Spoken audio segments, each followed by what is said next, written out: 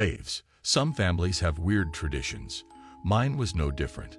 For as long as I can remember, every Friday night my father took me down to the beach to look at the waves. I never really understood why we didn't follow any other routines with the rest of the family. We didn't have pizza or board game nights.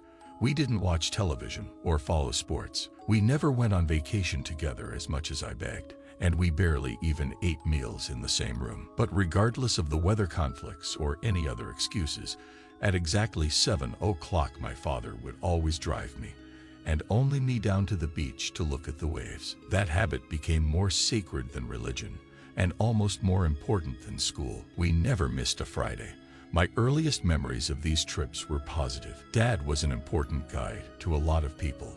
I think the time alone with him made me feel important too. We had a puppy back then, a German Shepherd named Lola that followed commands and listened perfectly off-leash. Lola usually came along for the ride as well. That dog loved nothing more than to chase me up and down the dirty dunes.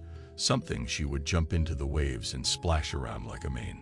My dad always got a kick out of that. I was always scared she would swim away.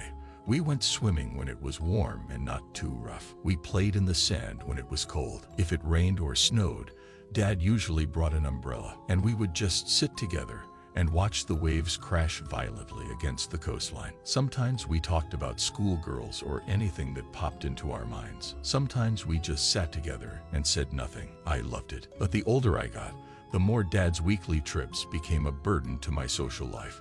I missed birthday parties. I missed playdates. I missed just sitting at home after a long week of school and relaxing. When I was 13, a cute girl in the 8th grade asked to work on a project with me after school. Friday was the only day she could do it. I called my father up and begged him to change our beach